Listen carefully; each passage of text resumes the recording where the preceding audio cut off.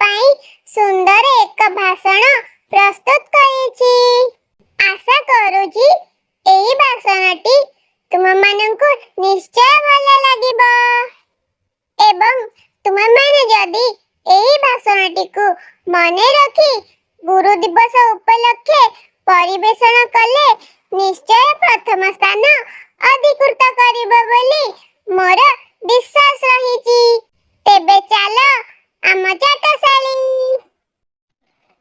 ସମ୍ମାନୀୟ ସଭାପତି ମହୋଦୟ, ଜ୍ଞାନ ଓ ଗୁଣରେ ଗରିୟାନ ମୋର ପୂଜ୍ୟ ପ୍ରଧାନ ଆଚାର୍ଯ୍ୟ ତଥା ମୋର ଗୁରୁଜୀ ଓ ଗୁରୁମା ବୃନ୍ଦ ଏବଂ ମୋର ପ୍ରିୟ ଛୋଟ ବଡ଼ ଭାଇ ଭଉଣୀ ଓ ସହପାଠୀ ବୃନ୍ଦ, ସର୍ବପ୍ରଥମେ ଆପଣ ସମସ୍ତଙ୍କୁ ଏହି ପବିତ୍ର ଗୁରୁ ଦିବସ ଉପଲକ୍ଷେ ଶୁଭେଚ୍ଛା ଓ ଶୁଭକାମନା।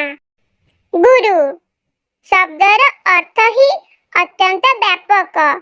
ଏହି ଦୁନିଆରେ ଏମିତି କେହି ନାହାନ୍ତି ଯିଏକି ଗୁରୁଙ୍କ ମହାନତାକୁ ଶବ୍ଦରେ ବର୍ଣ୍ଣନା କରିବାରେ ସକ୍ଷମ ହୋଇପାରିବେ।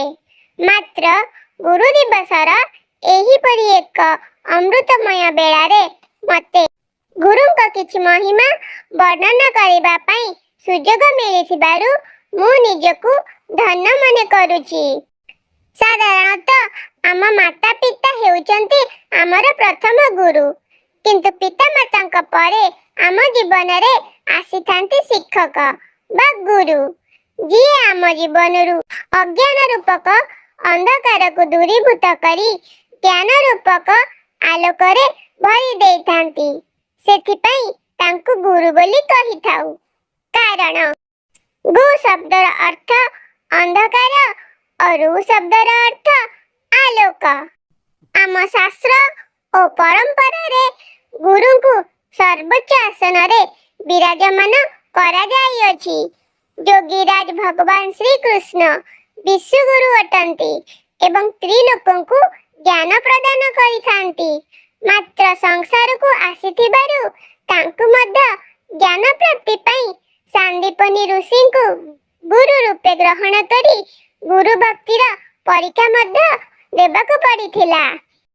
ଭଗବାନ ଶ୍ରୀକୃଷ୍ଣ ନିଜ ମୁଖରୁ ଅର୍ଜୁନଙ୍କୁ ଉପଦେଶ ପ୍ରଦାନ କରି କହିଥିଲେ, ଗୁରୁ ନ କଲେ ହୋ ଅର୍ଜୁନ, କାହିଁ ପାଇବୁ ସଦ୍ଜ୍ଞାନ। ଏଥିରୁ ସ୍ପଷ୍ଟ ଯେ ଗୁରୁ ବିନା ସଦ୍ଜ୍ଞାନ ପ୍ରାପ୍ତି ଅସମ୍ଭବ ଅଟେ। ପ୍ରଖ୍ୟାତ ହିନ୍ଦୀ କବି ସନ୍ଥ କବୀର ଦାସଙ୍କ ମତରେ ଗୁରୁ ଗୋବିନ୍ଦ ଦୋଉ ଖଡ଼େ କାକୋ ଲାଗୁ ପାଏ, ବଲିହାରୀ ଗୁରୁ ଆପନେ ଗୋବିନ୍ଦିୟ ବତାଏ। ଏହାର ଅର୍ଥ ଏହିପରି ଅଟେ, ଗୁରୁ ଏବଂ ଭଗବାନ ଯଦି ଉଭୟେ ଏକା ସାଙ୍ଗରେ ଆମ ସମ୍ମୁଖରେ ପ୍ରକଟ ହୁଅନ୍ତି, ତେବେ କାହାକୁ ଆମେ ପ୍ରଥମେ ପ୍ରଣିପାତ କରିବା? ଏହାର ଉତ୍ତର ହେଲା ଗୁରୁଙ୍କୁ। କାରଣ ଗୁରୁ ହେଉଛନ୍ତି ସିଏ ଯିଏ ଆମକୁ ଈଶ୍ୱରଙ୍କୁ ପାଇବାର ମାର୍ଗ ପ୍ରଦର୍ଶନ କରିଥାନ୍ତି। ଭାରତରେ ଗୁରୁଙ୍କ ସମ୍ମାନାର୍ଥେ 1962 ମସିହାରୁ ପ୍ରତ୍ୟେକ ବର୍ଷ ସେପ୍ଟେମ୍ବର 5 ତାରିଖରେ ଗୁରୁ ଦିବସ ରୂପେ ପାଳନ କରାଯାଉଅଛି। ଏହି ଦିନ ଭାରତର ପ୍ରଥମ ଉପରାଷ୍ଟ୍ରପତି ଓ ଦ୍ୱିତୀୟ ରାଷ୍ଟ୍ରପତି ଡକ୍ଟର ସର୍ବପଲ୍ଲୀ ରାଧାକୃଷ୍ଣନଙ୍କ ଜନ୍ମଦିନ ଅଟେ। ଆମ ଦେଶରେ ଶିକ୍ଷା କ୍ଷେତ୍ରରେ ତାଙ୍କର ଅବଦାନ ଅତୁଳନୀୟ ଅଟେ। ତେଣୁ ଏହି ଦିନଟିକୁ ତାଙ୍କୁ ଏବଂ ସମସ୍ତ ଶିକ୍ଷକମାନଙ୍କୁ ସମର୍ପିତ କରାଯାଇ ଗୁରୁ ଦିବସ ରୂପେ ପାଳନ କରାଯାଇଥାଏ।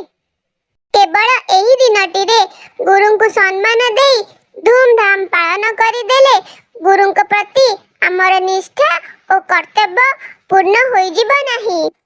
ଗୁରୁ ନିଜସ୍ୱ ଜ୍ଞାନର ମାର୍ଗଦର୍ଶନ ଦ୍ୱାରା ଶିଷ୍ୟଙ୍କୁ ସଠିକ ରାସ୍ତା ଦେଖାଇଥାନ୍ତି, ଯାହା ଫଳରେ ଶିଷ୍ୟମାନେ ଜୀବନର ସଫଳତାର ଶିଖରକୁ ପହଞ୍ଚି ପାରୁଛନ୍ତି। ତେଣୁ ପ୍ରତି ମୁହୂର୍ତ୍ତରେ ଗୁରୁଙ୍କ ଆଜ୍ଞାକୁ ଈଶ୍ୱରଙ୍କ ଆଜ୍ଞା ମନେକରି ଅକ୍ଷରେ ଅକ୍ଷରେ ପାଳନ କରିବା ଉଚିତ। କାରଣ ଗୁରୁ ଭଗବାନଙ୍କ ସହିତ ତୁଳନୀୟ। ଅତି ବଡ଼ି ଜଗନ୍ନାଥ ଦାସ ଶ୍ରୀମଦ୍ ଭଗବତରେ ଯଥାର୍ଥରେ ଲେଖିଛନ୍ତି, ଗୁରୁଙ୍କୁ ନ ମଣିବ ନର, ଗୁରୁ ଯେ ସାକ୍ଷାତ ଈଶ୍ୱର। ମୁଁ ଏତିକି କହି ମୋର ବକ୍ତବ୍ୟ ଏଇଠି ଶେଷ କରୁଛି। ଗୁରୁ ବ୍ରହ୍ମା ଗୁରୁ ବିଷ୍ଣୁ ଗୁରୁଦେବ ମହେଶ୍ୱର, ଗୁରୁ ସାକ୍ଷାତ ପରମ ବ୍ରହ୍ମ ତସ୍ମୈ ଶ୍ରୀ ଗୁରୁବେ ନମଃ।